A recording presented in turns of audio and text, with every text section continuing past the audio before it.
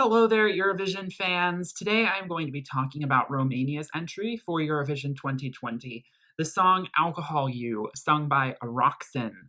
We have got a real emotive EDM pop ballad on our hands here. Now, it's a unique song, and I think that, it walks this fine line for me between cringe and really something original, offbeat, quirky, emotional, visceral. And so I'm on the fence with this song, and I am going to warn you that, again, I've seen a lot of people really gravitate towards this song and the performance. I'm a little more on the fence about it. I didn't initially get grabbed by the melody and I didn't really initially get grabbed by the sonics because I felt like we had this really interesting instrumental for the intro. And her vocal, it's a little precarious at points, but it's deliberate, I feel. Her voice is a little fractured in parts and it's not, it's a unique vocal that I think actually suits well with the kind of uncanniness of the melody and the production of this song. The tempo, it's a little arrhythmic in parts, especially when we get to the chorus where, there isn't really a huge chorus, but there is a moment where, alcohol you when I'm drunk. Now, that is a great pun that she uses in the lyrics. It feels very original to me as I've not actually seen that in lyrics before, but I'm sure countless other artists have used that pun before. So it works really well to my ear. And then we have that skittering beat. We definitely got some Billie Eilish sort of uh, gothic vibes coming into the production. And we also feel very sort of submerged all of a sudden. There's this real sort of plunge that the song takes. And so it's a lot of micro beats and micro movements around her vocal. And the big critique that I had was wasn't really a moment of crescendo. There wasn't a moment where I felt like everything was coming together.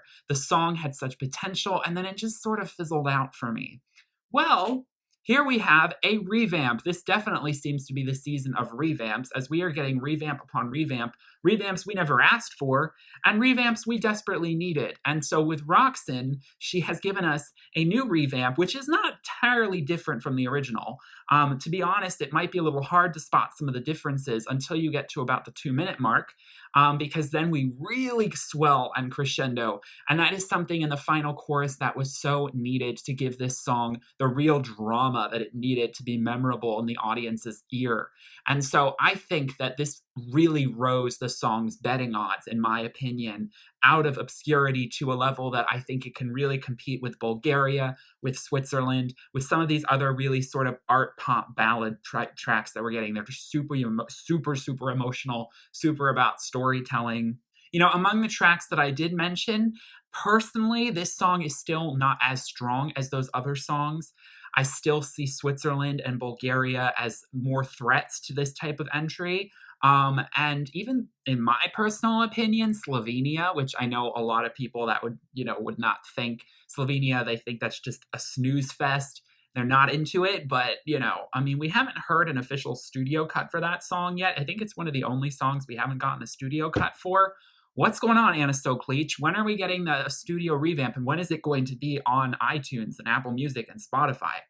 There are a bunch of artists that, come on now, we got to get this done. But I'm extremely intrigued to see if that song does get revamped, if it goes a similar route.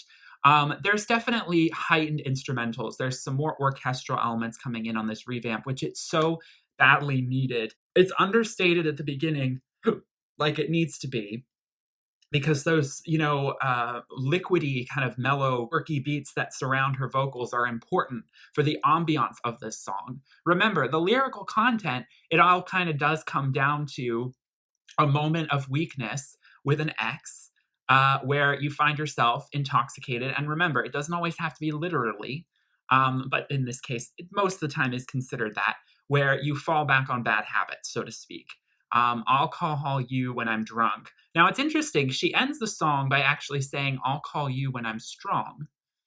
And I think that, comparing being drunk to being strong is an odd, it's a bit questionable in my mind as to, wouldn't you, when you're sober, be making smarter decisions? So someone who, she falls back on like a bad habit. the way she sings about him. And so the question that the song ends on really puzzles me. And so I definitely want to, it's the only thing that I cannot refuse, but they've warned me and I feel like it's fake news. She knows that people are telling her that, this relationship has moved on, for better or for worse.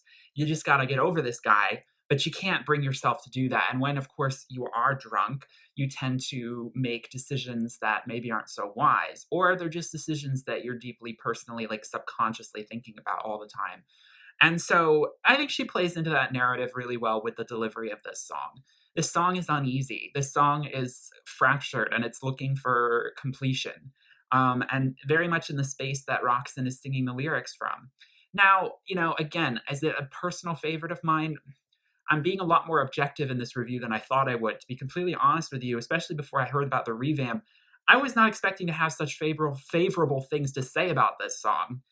Meandering, aimless, amelodic, arrhythmic. Like I felt like this song was kind of pretentious, to be completely honest with you. It just didn't feel like it was going anywhere. A little derivative of Billie Eilish, but you know what? I'm taking all of that out the window. Is it still ultimately not in my top 10? Yes, I'm really sorry to say it is not, but I'm seeing it in a lot of other people's top 10. And so this is definitely a song that I think is still going to garner a lot of support. And honestly, especially with the staging, there is so much that can be done to really give us that feeling of being underwater, of being lost in space, whatever the feeling that she wants to conjure up that's so visceral and sort of helpless, she could easily do on stage with just her really, great styling and like a really atmospheric, great atmosphere that surrounds her and the environment. And so I really think this could be a moment on stage. And so it's one I'm intrigued to listen to and see perform live at on Eurovision. Who knows? Maybe it's going to be streamed in from Romania because with the coronavirus, everything is up in the air at this point. Goodness gracious, this is a crazy time. But yeah, anyway, those are my thoughts. I will say this, I did not hear the other songs that Roxen was supposedly going to sing for Eurovision. She was courting different songs that people chose for her to sing, and then this was the one that won. And so I didn't hear the others, but I'd heard people say that the other songs were better, and I kind of am inclined to believe them. So, it is what it is, but I feel like it's best I don't hear those other songs because it might just make me really mad that a song like this is the one we got instead of something probably way more sort of, because I'm getting ethereal vibes from Roxen. Like I'm getting kind of like outer space Grimes vibes. I'm getting like this really dark e-girl, electronic goth girl vibe. I'm not necessarily getting, mainstream pop diva, from Roxen, from what I know of her. And so, I mean, I do see that she could be really, I feel like she could just really be this ethereal, atmospheric artist. And I feel like Alcohol You is flirting with that, but it doesn't go enough in that direction for me to like be like, oh my God. But at the same time, I understand it's Eurovision. It's got to be packaged into 3 minutes and it's got to be, pleasing to a lot of different audiences. And for the most part, I think this song does the trick. And the revamp was definitely in this song's case a wise move. So good for you for doing that revamp. Just subtle things. You didn't have to overhaul the whole thing like some countries have done. I'm looking at you, Benny Cristo. I'm looking at you, Benny Cristo. We did not need that revamp. We did not need that revamp. But other songs definitely can use a little bit of the upping of the instrumental and just like but still not sacrificing anything, and that crescendo and that movement, that dynamic. We really, really needed that. So yeah, it's risen up. It's risen up. I would say it's in my top 20 for sure. Like probably even might be my top 15. Let me know what your thoughts are on this track. Do you agree? Do you disagree? Remember, it's just my opinion. Leave a like if you enjoyed on this video. Subscribe for more Eurovision content.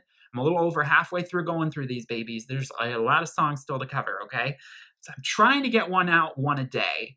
But I might be a little behind on that sometimes. It's just there's other things I might want to cover, but there's not a whole lot going on with music right now besides Eurovision. So this is a good time, and since we're all quarantined anyway, right? So anyway, thank you all so much for watching. I hope you all have a wonderful, blessed, safe, and healthy day. Please wash your hands, people, and I will see you all in my next video. Peace, love, and light. Bye.